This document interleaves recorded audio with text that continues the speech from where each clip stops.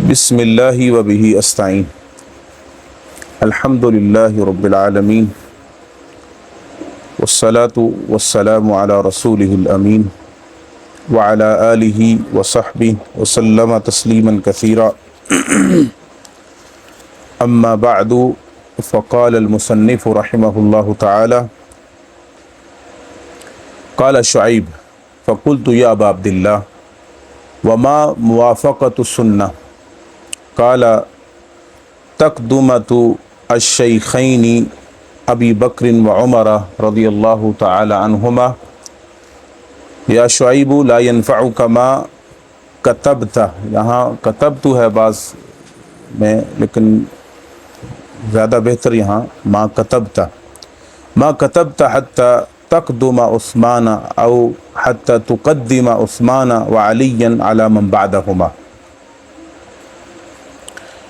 شعیب بن حرب رحمہ اللہ ابو صالح المدائنی جو اس عقیدے کے راوی بھی ہیں اور بلکہ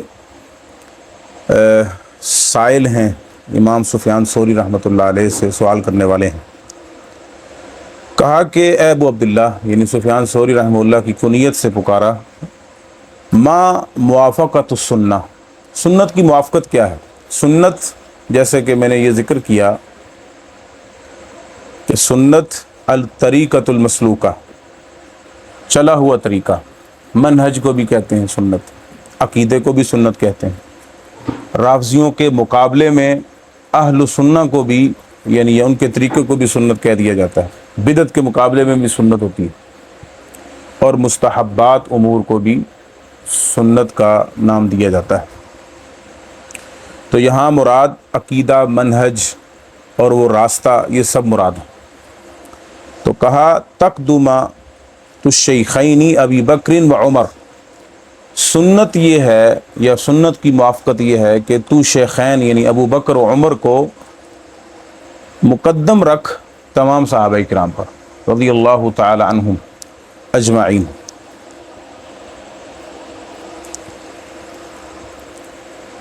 شیخین سے مراد اگر صحابہ میں بولا جائے تو ابو بکر و عمر ہیں،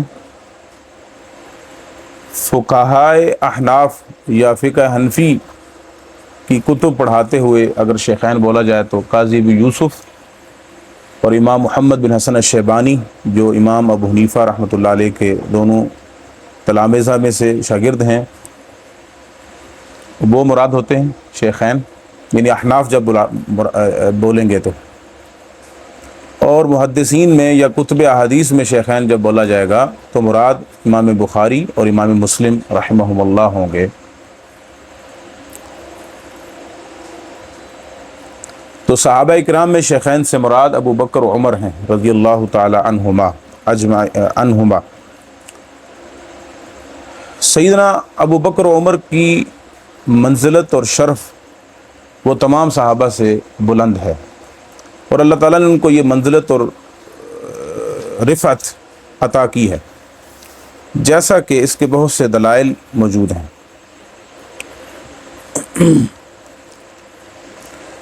ابو بکر رضی اللہ تعالیٰ عنہ کی منزلت تو بہت واضح ہے، نبی کریم صلی اللہ علیہ وسلم نے ان کو اپنا رازدان بنایا، ہر اعتبار سے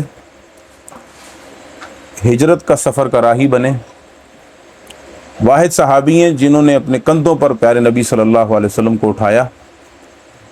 آپ صلی اللہ علیہ وسلم کے گھرانے میں اتنا آنا جانا تھا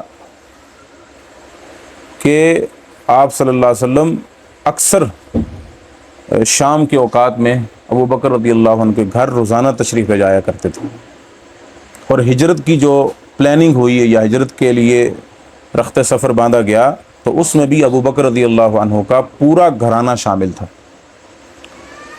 بکری کا جو دودھ غار ثور میں پہنچایا جاتا تھا وہ بھی بکری ابو بکر کی تھی رضی اللہ عنہ، جو بیٹا پہنچاتا تھا وہ ابو بکر کا بیٹا تھا، وہ عبدالرحمن بن ابی بکر، اور جس اونٹنی پر سوار ہو کر نبی صلی اللہ علیہ وسلم نے ہجرت کی وہ اونٹنی ابو بکر کی تھی، جو مال استعمال ہوا وہ ابو بکر کا تھا، ساتھ ابو بکر کا تھا۔ اور قرآن مجید میں واحد صحابی یعنی جس کو صراحتاً نصاً صحابی قرار دیا وہ ابو بکر ہیں رضی اللہ عنہ۔ اور اس طرح کے بہت سے فضائل و مناقب۔ آپ صلی اللہ علیہ وسلم کے گھر ابو بکر کی بیٹی بطور بیوی زوجہ مطہرہ اور امہات المومنین میں سے، اور ان فضیلت والی خواتین میں ان کا شمار ہوتا ہے جن کو اللہ تعالیٰ نے خواتین میں ایک درجہ دیا اور وہ کامل خواتین قرار پائیں۔ ان میں سے سیدہ عائشہ صدیقہ طاہرہ مطہرہ کا ذکر آتا ہے۔ اس سے بڑی فضیلت کیا ہوگی کہ نبی کریم صلی اللہ علیہ وسلم نے اپنے مرض الموت میں، اپنے آخری وقت میں، اپنی جگہ پر، اپنے مصلی پر ابو بکر رضی اللہ تعالیٰ عنہ کو آگے کیا۔ حالانکہ آپ کی گھر والیاں یہ کہتی رہ گئیں کہ وہ نرم مزاج ہیں، وہ بہت رقیق القلب ہیں، وہ نہیں کھڑے ہو پائیں گے، لیکن آپ صلی اللہ علیہ وسلم اس بات کو نہیں مانے۔ مرو ابا بکر فلیصلی بالناس، ابو بکر کو کہو کہ لوگوں کو نماز پڑھائے۔ یعب اللہ والمؤمنون الا ابا بکر، اللہ بھی انکاری اور مومن بھی انکاری ہے کہ ابو بکر کے علاوہ نبی صلی اللہ علیہ وسلم کے مصلی پر کوئی اور نہیں چڑھ سکتا، جو کہ واضح اشارہ تھا کہ آپ صلی اللہ علیہ وسلم نے ابو بکر کو امام اور خلیفہ اپنے بعد مقرر کر دیا۔ حتیٰ کہ جب آپ صلی اللہ علیہ وسلم تھوڑا سا افاقہ ہوا اور آپ جب گئے بھی تو تب بھی ابو بکر پیچھے ہونے لگے تو آپ نے اپنی جگہ ان کو اسی جگہ پر کھڑے ہونے کا اشارہ کیا۔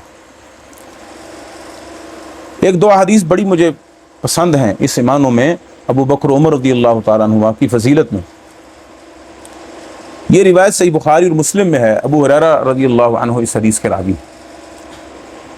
بنی اسرائیل کا واقعہ ہے، یا نبی صلی اللہ علیہ وسلم کو وحی کے ذریعے سے یہ واقعے کی خبر دی گئی کہ بینما رجل راکب علی بقرہ، ایک آدمی ایک گائے پر سوار ہو رہا تھا، اس نے سوار ہوا تو التفتت الیہ فقالت لم اخلق لہذا، تو وہ گائے بول کر اس نے پکارا کہ اللہ تعالیٰ نے مجھے اس لیے پیدا نہیں کیا کہ مجھ پر سواری کی جائے، بلکہ خلقت للحراسہ، مجھے تو کھیتی باڑی کے لیے پیدا کیا گیا ہے اور تم مجھ پر سواری کر رہے ہو۔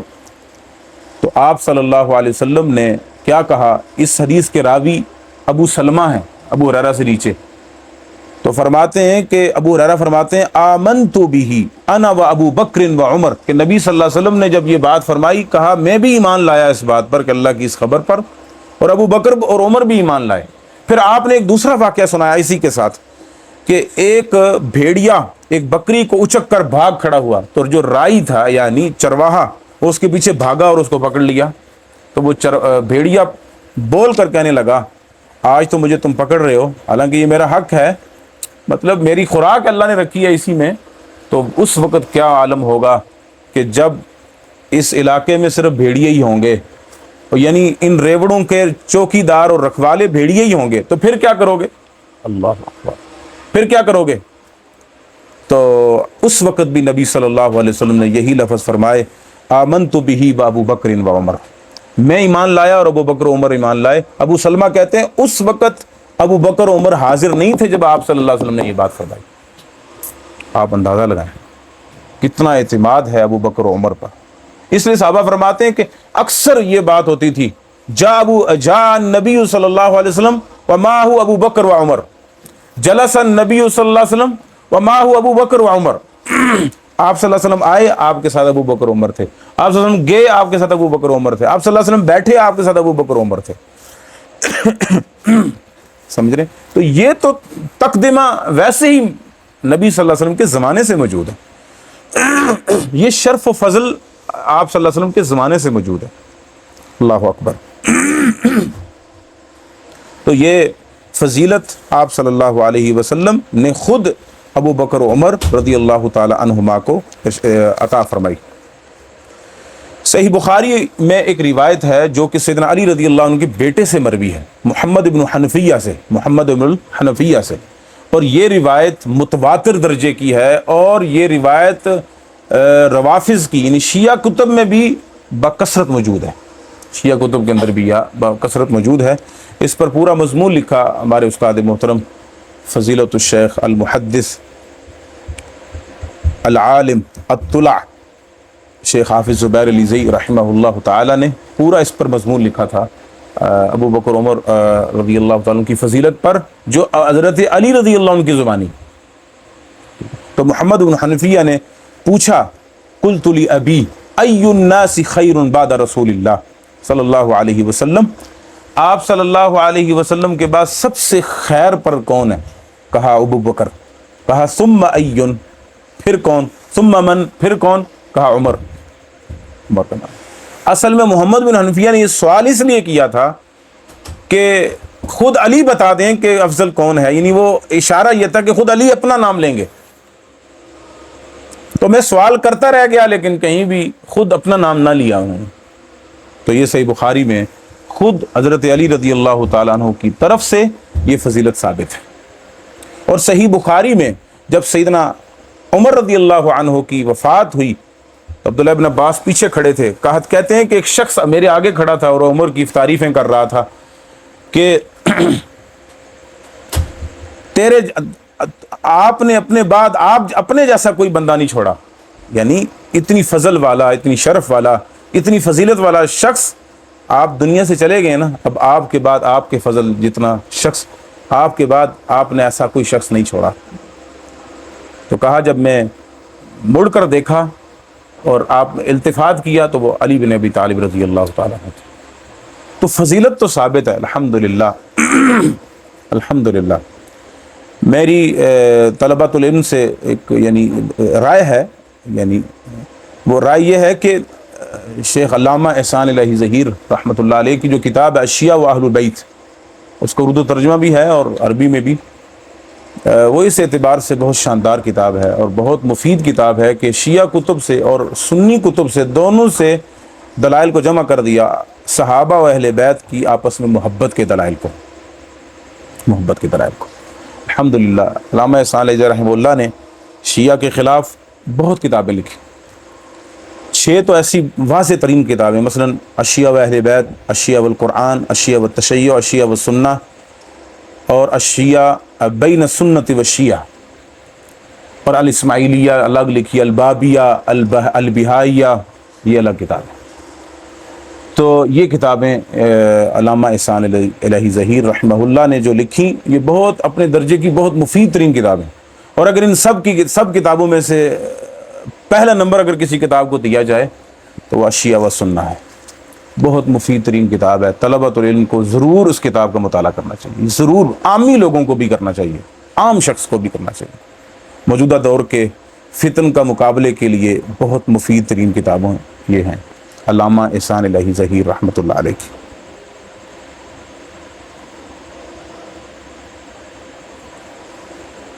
تو صحابہ میں ان کو اللہ تعالیٰ نے تقدمہ عطا کیا، صحابہ کرام رضوان اللہ علیہ مجمعین، اور پھر وفات کے بعد ساتھ بھی انہی کو نصیب فرمایا، ساتھ بھی انہی کو نصیب فرمایا، جو کہ اس کی مزید بین دلیل ہے کہ اللہ تعالیٰ نے دنیا میں بھی ابو بکر عمر کو تقدم عطا کیا، فضیلت عطا کی تمام صحابہ سے بڑھ کر، اور وفات کے بعد بھی نبی کریم صلی اللہ علیہ وسلم کا ساتھ نصیب فرمایا، اور قیامت کے دن بھی حوض کوثر پر بھی آپ صلی اللہ علیہ وسلم کا ساتھ ابو بکر عمر کو نصیب ہوگا۔ ٹھیک ہے، تو اس لحاظ سے امام سفیان ثوری رحمہ اللہ عقیدہ سمجھاتے ہیں کہ تقدمۃ الشیخین ابی بکر و عمر رضی اللہ عنہما یا شعیب لا ينفعک ما کتبت حتی تقدم عثمان و علی علی من بعدہما، کہتے ہیں کہ تجھے کوئی فائدہ نہیں دے گا جو بھی تو نے لکھا ہے، یا یہاں اگر کتبت کہیں تو لکا کا اضافہ کر لیا جائے، ما کتبت لکا، یعنی تو تجھے کوئی فائدہ نہیں دے گا، یا میں نے جو لکھوایا ہے تجھے، یا میں نے جو لکھا ہے تیرے لیے، اس کا کوئی فائدہ تجھے نہیں ہوگا جب تک کہ عثمان و علی کو رضی اللہ تعالی عنہما کو تمام بعد میں آنے والے صحابہ پر تو تقدم اور فضیلت عطا نہیں کرتا۔ اچھا، امام سفیان ثوری سے یہ مشہور ہے کہ وہ سیدنا علی رضی اللہ عنہ کو سیدنا عثمان پر فضیلت دیا کرتے تھے، تو میں اس کو تھوڑا سا یہاں پر کلیئر کرنا ضروری سمجھتا ہوں۔ یہ بات مشہور ضرور ہے، لیکن امام سفیان ثوری، چونکہ کوفہ کے اندر یہ بات بہت زیادہ عام تھی، روافظ کا دورہ تھا اور روافظ سے متاثرین بہت زیادہ پائے جاتے تھے، تو چونکہ سفیان ثوری رحمۃ اللہ علیہ کوفہ کے ایک باسی تھے، تو شاید کچھ شروع زمانے میں اس تاثر کو لیا بھی ہو، جیسا کہ امام عبدالرزاق صنعانی رحمہ اللہ سے بھی اسی طرح کا کچھ قول مروی ہے کہ وہ سیدنا علی کو حضرت عثمان پر فضیلت دیا کرتے تھے۔ ہاں لیکن یہ فضیلت ہوتی تھی، فضیلت یعنی ویسے فضیلت، ورنہ خلیفہ چوتھا ہی مانتے تھے، یہ اہل سنت کا موقف ہے، ٹھیک ہے۔ لیکن بعد میں سفیان ثوری رحمۃ اللہ علیہ سے بھی رجوع ثابت ہے اور امام عبدالرزاق الصنعانی رحمہ اللہ سے بھی رجوع ثابت ہے۔ اس رجوع پر ہمارے شیخ زبیر العزی رحمۃ اللہ علیہ نے جو امام عبدالرزاق الصنعانی پر پورا مضمون لکھا وہ پڑھنے کے لائق ہے۔ اس کے آخر میں ڈھیروں دلائل جمع کر دیے جو سے امام عبدالرزاق الصنعانی رحمۃ اللہ علیہ کا رجوع، اور پھر وہ جو ترتیب سے وہ اس بات کو بیان کیا کرتے تھے وہ واضح طور پر ثابت کیا۔ موجم ابن العرابی ایک حدیث کی کتاب ہے، اس کا جو رقم الفقرہ ہے یعنی 925، اس میں علی بن مدینی رحمہ اللہ روایت کرتے ہیں رحمہ اللہ، فرماتے ہیں میں نے یحیی بن سعید القطان سے یہ بات سنی کہ سفیان ثوری فرمایا کرتے دخلت البصرہ فرأیت اربعۃ ائمہ سلیمان التیمی و ایوب السختیانی عبداللہ ابن عون اور یونس بن یزید الایلی، بڑے بڑے ائمہ، یہ چاروں بڑے ائمہ میں سے، کل یقول ابو بکر و عمر و عثمان و علی، یعنی وہ اس ترتیب سے لیا کرتے تھے نام، فرجعت عن قولی، تو میں نے اپنے قول سے رجوع کر لیا، فقلت کما قالوا ابو بکر و عمر و عثمان و علی، ٹھیک ہے۔ سفیان ثوری رحمۃ اللہ علیہ کہا کرتے تھے، یہ عقیدہ ہے ان کا، جیسے امام ابو بکر خلال نے اپنے عقیدے میں یہ بات درج کی کہ من فضل علی علی ابی بکر و عمر فقد ازرع علی المہاجرین والانصار واخاف الا ينفع مع ذلك عمل۔ یاد رکھیں اہل سنہ میں سے یہ تو اختلاف کسی حد، میں انشاءاللہ اگلی بات بھی کرنے لگا ہوں، کسی حد تک پایا گیا کہ سیدنا علی کو بعض نے جس طرح وہ عبدالرزاق صنعانی کا میں نے بتایا اور امام سفیان ثوری کا بتایا، بعض نے سیدنا علی کو سیدنا عثمان فضیلت دی، لیکن کسی اہل سنہ سے یہ ثابت نہیں ہے کہ اس نے سیدنا علی کو ابو بکر و عمر پر فضیلت دی، بلکہ سیدنا سفیان ثوری تو کہتے ہیں کہ جو حضرت علی کو یا کسی بھی صحابی کو ابو بکر و عمر پر فضیلت دیتا ہے تو میں نہیں سمجھتا کہ اس کا کوئی عمل نفع بخش ہوگا، اس کا کوئی عمل قبول نہیں اللہ کے ہاں، اللہ اکبر۔ اور یہی بات امام عبدالرزاق صنعانی سے ہے۔ لیکن آپ دیکھیں، یہی تو ہم یہ بات کہتے ہیں کہ پہلی 3 صدی ہجریاں جو ہیں، یہ بات نوٹ کرنے کی ہے، جو پہلی 3 صدی ہجریاں ہیں جن کو خیر الناس کرنی ثم الذین یلونہم ثم الذین یلونہم، اگر ان میں کوئی مسئلہ تھوڑا بہت اگر ہوا بھی کسی تاثر کی بنا پر تو وہ ضرور درست ہو گیا، وہ ضرور درست ہو گیا۔ صنعانی رحمہ اللہ نے کہا تو انہوں نے بھی رجوع کیا، سفیان ثوری سے بات ہوئی تو انہوں نے بھی رجوع کیا۔ یہی بات یہ امام ابن تیمیہ رحمۃ اللہ علیہ نے اپنی کتاب العقیدۃ الواسطیہ میں لکھا ہے۔ کیا لکھا؟ کہا کہ اجمعت الصحابۃ علی تقدیم عثمان فی البیعہ، صحابہ کا اجماع ہے اس بات پر کہ عثمان رضی اللہ عنہ پہلے خلیفہ ہیں اور حضرت علی چوتھے خلیفہ ہیں، یعنی تیسرے خلیفہ حضرت عثمان ہیں، اور یعنی اس پر اجماع ہوا، یعنی صحابہ نے اجماع کیا۔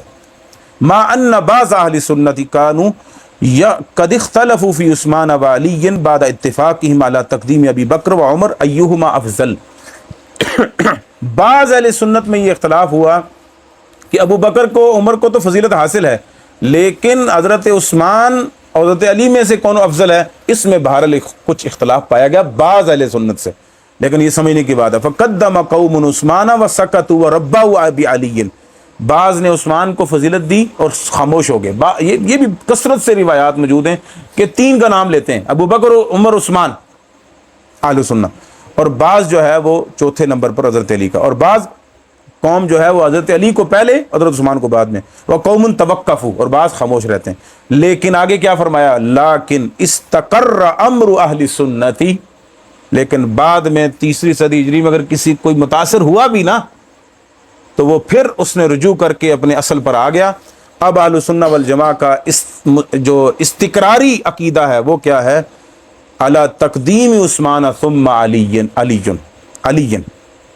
پہلے عثمان ہے پھر علی ہے، پھر عثمان، پہلے عثمان ہے پھر علی۔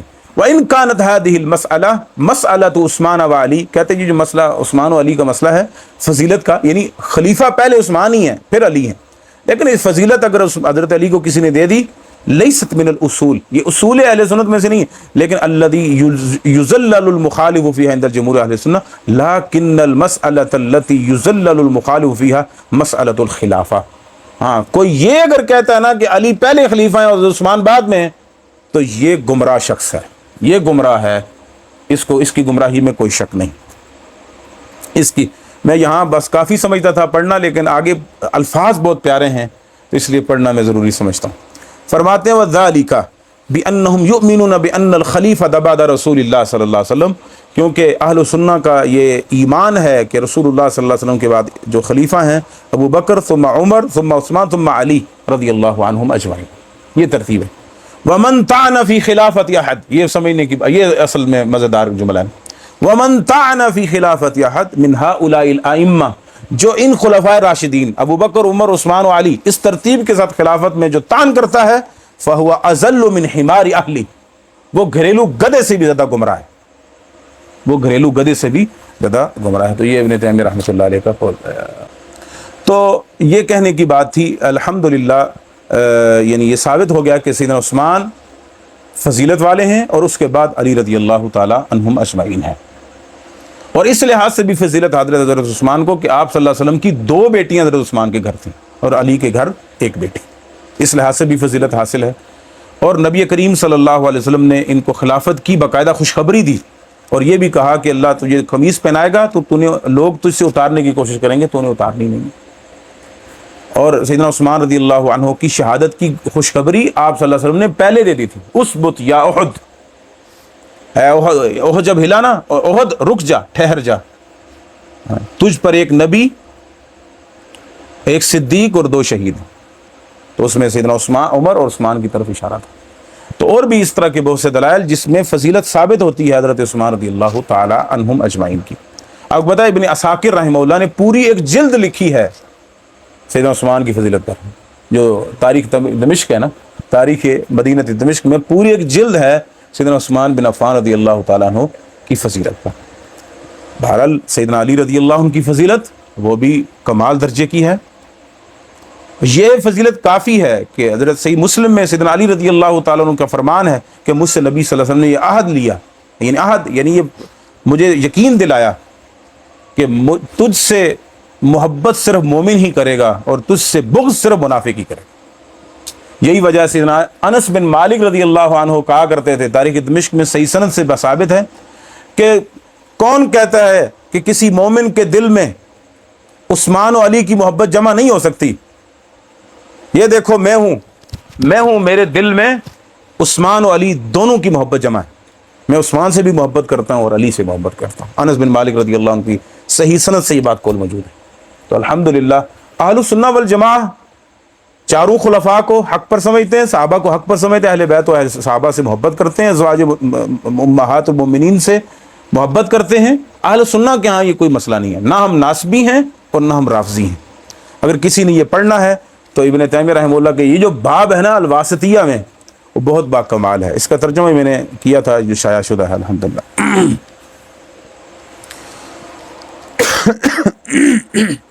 جی یا شعیب بن حرب، یا شعیب بن حرب لا ينفعك ما كتبت لك حتى لا تشهد لأحد بجنة ولا نار إلا العشرة الذين شهد لهم رسول الله صلی اللہ علیہ وسلم وكلهم من قریش۔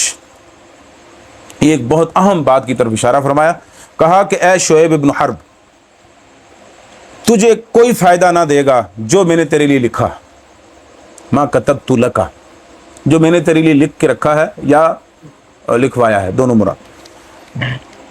حتی لا تشہد لأحد بجنت ولا نار، کہ یہاں تک کہ تو نہ گواہی دے کسی کے لیے بھی جنتی ہونے کی یا جہنمی ہونے کی۔ آپ کو پتہ ہے کہ کسی کو جہنمی قرار دینا کسی کو کافر قرار دینے سے بڑا جرم ہے، یعنی یہ بڑا، یعنی جرم سے مراد بڑا خطورت والا عمل ہے۔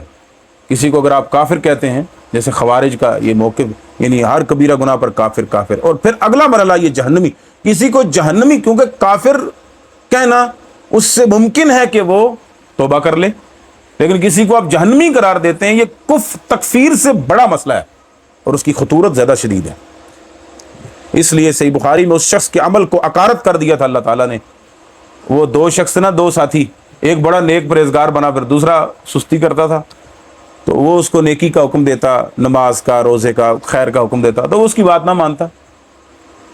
تو ایک دن وہ غصے میں آ گیا. ایسی نیکی کا کوئی فائدہ نہیں ہے، ویسے ایسی نیکیاں نہیں کرنی چاہیے جو اتنا انسان کو عجب کا شکار کر دیں کہ کسی کو جہنم کے اندر دھکیلنے کے اوپر بندہ تل جائے. کہا وہ غصے میں آ گیا اور کہنے لگا میں قسم کہتا ہوں کہ اللہ تجھے کبھی نہیں بخشے گا. صحیح بخاری میں. تو اللہ تعالیٰ کی غیرت غصے میں آ گئی. کہا میں نے اسے تو معاف کر دیا اور تجھے جہنم کا ایندھن ملا دیا. تو کسی کو جہنمی قرار دینا، کسی کو کافر قرار دینے سے یہ زیادہ خطورت والا عمل ہے. لا الہ الا اللہ کیا ہو گیا ہے؟ اللہ سے ڈر جانا چاہیے، خاص طور پہ داعیان کو، دعوت دینے والوں کو. یہ یاد رکھیں کسی پر فتوے لگانا یہ آخری مرحلہ ہے، اور ائمہ کبار اور علماء کبار کا کام ہے. یہ اصل ہمارے ذمہ یہ ہے کہ ہم دعوت دیں، اور اس دعوت میں عموم اور مطلقاً انداز رکھیں. کفر بھی بیان اگر کرنا ہے تو مطلقاً انداز رکھیں. یہ اصل دعوت کا انداز ہے، اور قرآن و سنت کا عمومی منہج یہ ہے. ہاں جب یہاں تک بات پہنچے گی تو یہ معنی نہیں ہے کہ کسی کافر کو بھی کافر نہیں کہنا، یہ مطلب بھی نہیں ہے. ہم مرجئہ بھی تو نہیں ہے نا. تو جب کسی پر کفر کی شرائط کو پورا ہوں گی تو کافر قرار دیا علماء نے، نہیں دیا. مرزا قادیانی کو کافر قرار دیا ہے، اور ابن عربی پر پوری کتاب لکھی ہے محدث بقائی نے، مصرع التصوف. نام کیا ہے اس کا؟ تنبیہ الغبی الی تکفیر ابن عربی. پوری کتاب ہے مصرع التصوف. تو یہ نہیں کہ کافر نہیں قرار دیا، مطلب علماء نے تکفیر کے ضوابط جب پورے ہوتے ہیں تو کافر قرار دیتے ہیں. بعض مرجئہ یا مرجئہ سے متاثرین کیا کرتے ہیں، بعض جی ہم جی انہی کو کافر کہتے ہیں جن کو اللہ کافر. لا الہ الا اللہ کیا ہے مطلب اس کا یہ اس جملے کا مجھے نہیں سمجھ آئی ویسے کبھی. تو لیکن دونوں طرف نہ ہم مرجئہ ہیں اور نہ ہم خوارج ہیں، نہ تکفیری ہیں. تو مطلب اصلاً ہماری دعوت کا جو محور ہونا چاہیے وہ کفر سے شروع نہیں ہونا چاہیے، جہنم سے شروع نہیں ہونا چاہیے، بلکہ عمومی دعوت، قرآن و سنت کی اثباتی دعوت کو عام کیا جائے، اور پھر نہی عن المنکر اس کو کیا جائے. لیکن جب آپ حجت قائم کر لیں، ضوابط تکفیر پورے ہو جاتے ہیں، تو ائمہ علماء کبار، مشائخ کبار جو ضوابط التکفیر کو جانتے پہچانتے ہیں، ان کی ذمہ داری ہے کہ وہ کسی کو کافر. ہمارے جیسے چلتے پھرتے لوگوں کا کام یہ نہیں ہے. اللہ کے لیے لوگوں کو، ہمارا کام اصل کیا ہے؟ لوگوں کو دعوت دینا، لوگوں کو دعوت دینا، لوگوں کو قریب کرنا. ٹھیک ہے، اور کفر سے بچانا، نہ کہ کفر میں دھکیلنا. لیکن اس کا یہ مطلب نہیں جو میں نے پہلے بتایا. تو یہ اعتدال جب تک نہیں ہوگا ہماری دعوت میں تو ہم کامیاب نہیں ہیں. کچھ لوگ بالکل ہی، اور کسی چیز کو بھی کفر کہنے سے، مطلب جس کو قرآن و سنت نے کفر کہا وہ بھی کفر نہیں رہتا ان کے ہاں. یہ بھی تو ظلم ہے. اور کئیوں کے ہاں ہر چیز ہلنا بھی شاید تھوڑا سا کچھ مسئلہ بن جائے. وہ کہتے ہیں دو خارجی جو ہے وہ بیت اللہ کا طواف کر رہے تھے، بیت اللہ کا طواف کر رہے تھے. تو ایک خارجی کے ویسے ہی ذہن میں آیا بات، تو اس نے دوسرے سے کہا کہ اس وقت دنیا میں ہوں مسلمان یا تو ہے مسلمان. ٹھیک ہے. تو ایک دم سے ایک خارجی، اللہ نے اس کو ہدایت دینی تھی، کہا اس کا مطلب ہے اتنی بڑی جنت اللہ نے ہم دونوں کے لیے بنائی. وہ اس نے اپنے عقیدے سے توبہ کر لی. تو لہٰذا یہ اتنا آسان کام نہیں ہے. یہ مشائخ سے سیکھنا چاہیے. ہمارے ہاں نواقض اسلام کو سیکھا نہیں جا رہا، بس چلی باتیں. اور پھر اچھا کئی چھوٹے چھوٹے لوگ وہ تکفیر کرتے ہیں، اور پھر جب ان سے کہا جاتا ہے بھائی یہ علماء کا کام ہے، کہا نہیں جی ہم تکفیر نہیں کر رہے، ہم علماء کے اقوال کو نقل کر رہے ہیں. یہ بہانہ لگاتے ہیں. آپ دیکھ لیں، ہماری ایک تجربہ بھی ہے نا، انسان کا کچھ ہوتا ہے، ہم نقل کر رہے ہیں. اس نقل میں اتنا، بس یہ اب تفصیل کا وقت نہیں ہے، اب مثلا اس کا وقت نہیں ہے. تو لہٰذا میں اپنے طلباء کو ہم نے نصیحت کیا کرنی ہے، لیکن بہرحال یہ میں کہوں گا کہ نواقض اسلام کو باقاعدہ کبار مشائخ سے پڑھیں جن کا سکہ چلتا ہے، جن پر اہل السنہ کا اعتماد ہے، جو متفق علیہ شخصیات ہیں۔ یہ چلتے پھرتے اور سوشل میڈیا پر فتوے لگانے والے اور وہاں کے مشہور و معروف لوگوں سے علم لینا اور ان سے خاص طور پہ اتنی خطورت کی چیزیں پڑھنا اور سیکھنا، یہ طلب علم کے آداب میں سے نہیں ہے۔ اللہ کے لیے جو مشائخ ہیں وہ ہمیں سمجھائیں گے، جن کا سکہ ہے اس کسی علاقے کا، وہ ہمیں بس وہ ہم ان کے ساتھ ہیں۔ قیامت کے دن اگر اللہ نے آپ سے میں بہت اہم بات کرنے لگا ہوں جو شعیب بن حرب نے بھی کی تھی سفیان ثوری سے، کہ جب اللہ نے قیامت سے مجھ سے پوچھا کہ یہ کہاں سے عقیدہ سیکھا، تو میں کہوں گا مجھے تو سفیان ثوری نے بتایا تھا، میں نکل جاؤں گا تو آپ ادھر جواب دیتے رہیے گا۔ اگر قیامت کے دن بیٹا جی ہم سے پوچھ لیا اگر اللہ تعالیٰ نے، ہم کہیں گے ہم مشائخ علماء کے ساتھ تھے، اہل حق کے علماء کے ساتھ تھے، فلاں فلاں کبار ہمارا ان کے ساتھ، اگر وہ غلط تھے تو یا اللہ ان سے پوچھیں، ہم تو ان کے منج پر ہیں۔ یہ تقلید نہیں ہے، یہ بھی ایک بات ہے، اب یہ بھی سمجھانا بڑا مسئلہ ہے، یعنی یہ تقلید نہیں ہے۔ جیسے ہمارا متن، ہمارا ٹیکسٹ، جیسے قرآن کا متن ٹیکسٹ محفوظ ہم تک پہنچا ہے، احادیث کا ٹیکسٹ اور متن ہم تک محفوظ پہنچا ہے، ہمارا تسلسل بھی محفوظ پہنچا ہے، ہمارے علماء ہیں، ہمارے مشائخ ہیں، ہم لاوارث لوگ نہیں ہیں۔ سمجھ رہے بات آپ؟ ایسا نہیں ہے کہ بس ٹھیک ہے جی یہ تو اکیلا صحیح ہے بندہ، نہیں، ہم ان لوگوں میں سے نہیں ہیں جو آج جو میں پہلے بات کرنے لگا ہوں، آج سے پہلے کسی نے نہیں کی، یہی گمراہی کی جڑ ہے۔ آج سے پہلے ہمارے سلف سب نے کی ہے یہ بات۔ لیس لک فیہ امام، امام احمد نے میمونی کو، ابو الحسن میمونی اپنے شاگرد کو یہی نصیحت کی تھی نا کہ ایسی بات نہ کرنا جس میں تمہارا کوئی آگے پیش رو نہ ہو، اور یہی بات امام طبری نے کی اپنی اس کتاب صریح السنہ میں۔ بڑے بڑے ائمہ سے یہ قول نقل ہے، صرف امام احمد سے نقل نہیں۔ تو بار خیر یہ بات تفصیل سے نکل گئی جلد۔ تو لا ينفعك ما كتبت لك حتى لا تشهد لأحد بجنة ولا نار، اور یہ بات جو میں نے کی ہے یہ آج کل کے اس پرفتن دور میں واللہ العظیم عروۃ الوثقی سے کم نہیں ہے کہ کبار مشائخ سے جڑ جائیں اللہ کے لیے۔ وہ ہمارے باپ دادا ہیں، وہ ہمارے اصل ہیں، انہوں نے ہمیں عقیدہ سمجھانا ہے، منہج سمجھانا ہے، اور ان سے ہم نے دین لینا ہے۔ یہ سمجھ لیں بات کو، اور یہ کھلی بات ہے، کوئی لگی لپٹی نہیں بات، علی وجہ البصیرہ بات ہے۔ الحمدللہ ہمارا متوارث مسئلہ ہے، کوئی ہم یعنی ایک صدی پہلے سب کچھ ختم ہو جائے، ایسا نہیں ہے۔ لا تزال طائفۃ من امتی منصورین علی الحق ظاہرین علی الحق لا یضر من خذلهم ولا من خالفهم الا حتی جاء امر اللہ، جب تک کہ اللہ کا حکم نہ آ جائے کوئی ان کو چھوڑ جانے والا اور کوئی ان کی مخالفت کرنے والا ان کو نقصان نہیں کر سکتا۔ اس کو سمجھ لیں آپ۔ ہم مشائخ کے ساتھ ہیں، ہمارے کبار لوگ ہیں، ان کا ہم پر سایہ ہے، وہ ہمیں سمجھائیں گے، ہمیں بتائیں گے، وہی ہمارا عقیدہ و منہج ہے۔ وہ کوئی اس کو تقلید نہ سمجھ لے، وہ دلیل کے ساتھ ہی سمجھیں گے۔ اتفاق اہل سنہ کا دلیل ہی ہوتا ہے۔ آپ سمجھ رہے ہیں بات کو؟ جی یہ بہت اہم بات۔ نعم، تو لا ينفعك ما كتبت لك حتى لا تشهد لأحد بجنة ولا نار، کہتے ہیں تجھے کوئی فائدہ نہ دے گا کسی کے لیے یہ گواہی نہ دینا کہ وہ جنتی ہے یا جہنمی، الا یہ کہ وہ 10 یعنی وہ 10 صحابہ کرام جن کے بارے میں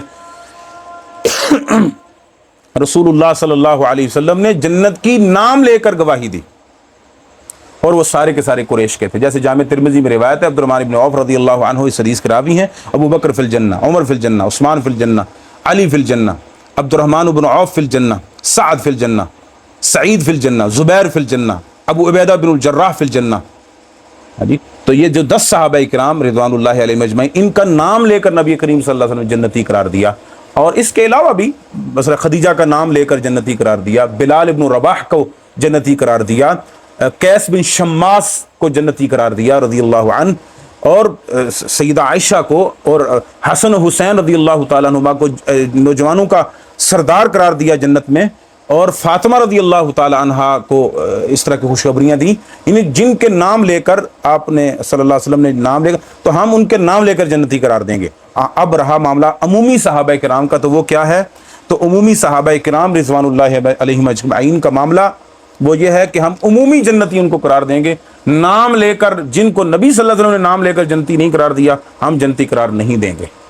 ہاں عمومی کہیں گے کہ صحابہ سارے جنتی ہیں، اس طرح تو پھر تخصیص ہی ختم ہو جاتی ہے نا۔ اللہ کے نبی نے تخصیص کر کے فلاں فلاں فلاں نام لے کر بتائے، اور پھر عمومی صحابہ کے بارے میں قرآن و سنت کے دلائل ہیں کہ ان کو جنتی قرار دیا گیا، جیسا کہ یہ قرآن کی آیت ہے سورۃ الحدید آیت نمبر 10، اللہ تعالیٰ فرماتا ہے وَمَا لَكُمْ أَلَّا تُنْفِقُوا فِي سَبِيلِ اللَّهِ وَلِلَّهِ مِيرَاثُ السَّمَاوَاتِ وَالْأَرْضِ لَا يَسْتَوِي مِنْكُمْ مَنْ أَنْفَقَ مِنْ قَبْلِ الْفَتْحِ وَقَاتَلَ، وہ لوگ برابر نہیں ہو سکتے جنہوں نے فتح مکہ سے پہلے اللہ کے راستے میں قتال کیا اور خرچ کیا۔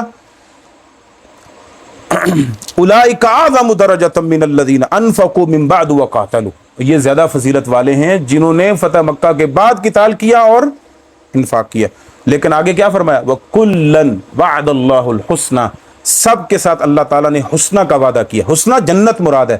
قرآن مجید کی دوسری آیت سورہ یونس میں وَلِلَّذِينَ احسنوا الحسنى وزیادہ، مفسرین نے لکھا ہے کہ حسنہ سے مراد جنت ہے اور زیادہ سے مراد اللہ کے چہرے کا دیدار، اللہ کے چہرے کا دیدار۔ واللہ بما تعملون خبیر۔ تو یہ سری آیت ہے قرآن کی۔ امام ابن حزم رحمہ اللہ نے اس استدلال کیا ہے کہ تمام صحابہ جنتی ہیں، تو ہم تمام صحابہ کرام کو جنتی مانتے ہیں، لیکن نام لے کر ان کا نام لیں گے جن کے بارے میں نبی کریم صلی اللہ علیہ وسلم نے نام لے کر فرمایا۔ اور خلفائے راشدین کو ہم اعلیٰ درجہ دیتے ہیں۔ اہل سنہ کا یہ منہج ہے کہ اہل سنہ والجماعہ مہاجرین کو سب سے فضیلت والا سمجھتے ہیں، اس کے بعد انصار کو، اس کے بعد بیت رضوان والوں کو جنہوں نے درخت کے نیچے نبی کریم صلی اللہ علیہ وسلم کے ساتھ بیعت کی تھی، اور اس کے بعد دوسرے صحابہ کرام رضوان اللہ علیہم اجمعین کو، یعنی ان میں سے بعض کو تخصیص حاصل ہے وہ ایک الگ بات ہے، لیکن عمومی طور پر اہل سنہ کا یہ موقف ہے، اس انداز میں وہ فضیلت دیتے ہیں۔ اگلی بات وہ یہ ہے کہ یا شعیب بن حرب لا ينفعك ما كتبت لك حتى ترى المسح على الخفين دون خلعهما اعدل عندك من غسل قدميك، یا شعیب بن حرب لا ينفعك ما كتبت لك حتى يكون اخفاء بسم الله الرحمن الرحیم في الصلاة افضل عندك من ان تجهر بها۔ یہ دو باتیں امام سفیان ثوری رحمۃ اللہ علیہ نے عقیدے میں لکھی، لیکن ہے عقیدہ نہیں۔ اصل میں یہی بات سمجھنے کی ہے، جہاں اہل سنہ والجماع کا عقیدہ وہ نتھرا ہوا اور صاف ستھرا ہے، اسی طرح فروعات میں جو عقیدے کے باب اصول کے باب سے نہیں ہے، لیکن وہ علامات اہل سنت ہیں، اور وہ علامات علاقوں کے اعتبار سے مختلف بھی ہو سکتے ہیں، بعض شعار اور علامات اہل بدع کے ہوتے ہیں اور بعض شعار اور علامات اہل سنہ کے ہوتے ہیں۔ تو اہل سنہ کا یہ منہج رہا کہ اہل سنہ کبھی کبھی جائز چیز کو بھی، جائز کی بات ہو رہی ہے، جائز چیز کو بھی اس لیے ترک کر دیتے ہیں کہ اہل سنت نے یعنی اہل بدع نے اس کو اپنا شعار بنا لیا۔ اب سبز رنگ کی پگڑی پہننا، مطلب رنگ کوئی بھی ہو پگڑی جائز ہے، لیکن سبز رنگ کی پگڑی جو ہے وہ اہل بدع نے اپنا شعار بنایا، تو اس لیے ہم اہل سنہ کو منع کریں گے کہ اس پگڑی کو نہ پہنا جائے۔ وہ الگ بات ہے کہ اب ان لوگوں نے بھی اس پگڑی کو ترک کر کے 7 رنگ کی اجازت دے دی، کہا کہ مجھے 30 سال یہ مسئلہ سمجھ نہیں آیا، اب سمجھ آیا کہ 7 رنگ جائز ہیں۔ ان کے بڑے نے یہ کہا ہے نا، آپ کو پتہ ہے کہ نہیں بات؟ ہاں، تو یہ باتیں نہیں نہ پتہ ہوتی ہیں اور چیزیں۔ اچھا چلیں، تو یہ بات اس نے 7 رنگوں کو اجازت دے دی، تو اب وہ کبھی سفید پہنتے ہیں، کبھی سبز پہنتے ہیں، کبھی کالی پہنتے ہیں، کبھی کیا، تو مختلف 7 رنگی بھی کہہ سکتے ہیں آپ اس کو۔ تو اہل سنہ والجماع کے کچھ اعمال ایسے ہیں جن سے ان کا شعار سمجھ آتا ہے، جیسا کہ یہ بہت شاندار کتاب، یہ ابو احمد الحاکم، جس کو ابو احمد الکبیر بھی کہتے ہیں رحمہ اللہ، ایک امام حاکم المستدرک والے ہیں یہ، اور دوسرے ہیں جن کو یہ کبیر ہیں، ان سے بڑے ہیں۔ ان کی پوری کتاب ہے شعار اصحاب الحدیث۔ اس میں امام ابو احمد الحاکم رحمہ اللہ نے ان تمام اعمال و عقائد کو ذکر کیا ہے جو اہل سنت کے شعار علامات ہیں، جن سے اہل سنت پہچانے جاتے ہیں۔ ان میں بعض عقائد کے امور ہیں اور بعض فروعات ہیں، جیسا کہ اب آپ دیکھیں ان الایمان فی القلب، ان الایمان یزید و ینقص، ان القرآن کلام اللہ غیر مخلوق، لا عمل الا بنیۃ، ان الصلاۃ والطہور من، اس میں بسم اللہ الرحمن الرحیم کو इसी तरह रफ़ईदैन को भी शियार असहाबुल हदीस में लिखा हुआ है कि रफ़ईदैन व अहले सुन्नह रफ़ईदैन करते हैं अल्हम्दुलिल्लाह। तो ये शियार अहले सुन्नत है। तो ये बहुत प्यारी किताब है। इसका तर्जुमा हमारे शेख मोहतरम शेख ज़ुबैर अली रहमतुल्लाह अलैह कर रखा है, जो कि छपा हुआ है। तो बहरहाल, तो अब मैं जिक्र करता हूँ, यहाँ दो बातें जिक्र की, बस यहाँ दो बातें जिक्र की जो कि आमाल से ताल्लुक़ रखती हैं, अकीदे से नहीं, लेकिन वो अहले सुन्नत के शार से उनका ताल्लुक़ है, इसलिए अहले सुन्नत ने उसको जिक्र किया। पहली चीज़ जो कि जिक्र की कि वो मौजू पर मसा करते हैं। अब मौजू पर मसा करना फ़र्ज़ नहीं है, पाँव धोए भी जा सकते हैं, लेकिन राफ़ज़ी जो हैं वो नंगे पाँव पर मसा करने के कायल हैं। इसलिए अहले सुन्नत वल जमाअह ने इनको अपने अकीदे में लिखा कि मौजू पर मसा करो, बल्कि ये अफजल है सर्दियों में अगर पाँव धोकर इंसान वुज़ू करके पहनता है तो ये अफजल है कि वो आदमी मौजू पर मसा करे। ठीक है। तो इब्न तैमिया रहमतुल्लाह ने इस मसले को वाज़ेह तौर पर बयान किया, जैसा कि इमाम अहमद बिन हम्बल रहमतुल्लाह अलैह ने भी ये बात लिखी कि खारजी कौम ऐसी थी, खारजी थे कुछ ऐसे, अबाजिया, आज भी अबाजी मौजूद हैं, वो खुफ़ैन पर मसे के कायल ही नहीं थे। अच्छा, बाज़ अहले सुन्नत ने खुफ़ैन को पर मसा ना करने की वजह से गुमराह करार दिया। वजह क्या है? असल वजह क्या है?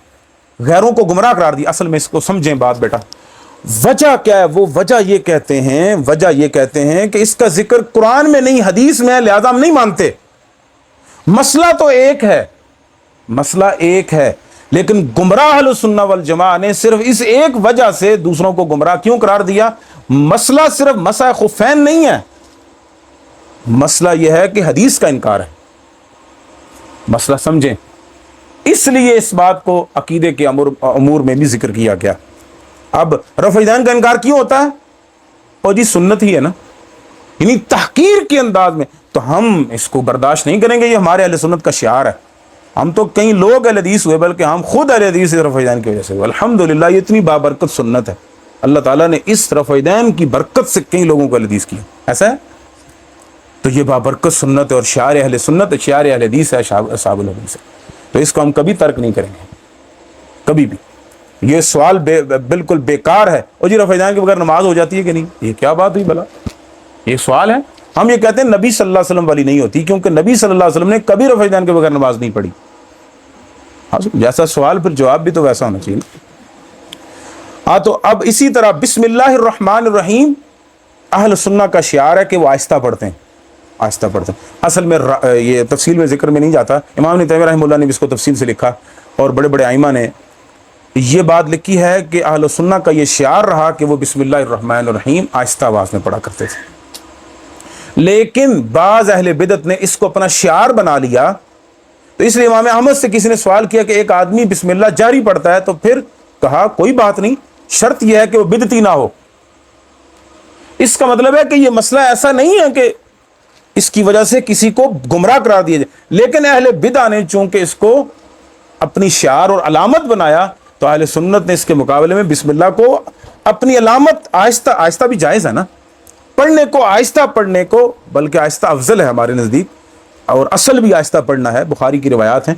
बहरहाल मुस्तकिल इसको ऊंचा पढ़ना, जैसे इमाम शाफी रहमतुल्लाह का मौक़िफ़ है, तो इमाम शाफी भी उसको गुमराह नहीं कहते थे या गलत नहीं कहते थे जो आहिस्ता पढ़ता था, लेकिन इमाम शाफी इसको कहते थे कि सुन्नत ये है कि ऊंची पढ़ी जाए। तो मेरा कहने का, समझाने का ये मकसद है कि अहले सुन्नत वल जमाअह ने बाज़ चीज़ों को शियार बनाया अहले बिदअत के मुकाबले में, ताकि पहचान हो सके। जैसे दूर फौरी जो हाथ कानों तक उठाएगा, लो तक या कंधे तक, और हाथ सीने पर बांधेगा जो रुकू जाते, एकदम से आप पहचान जाएंगे ये अहले हदीस है।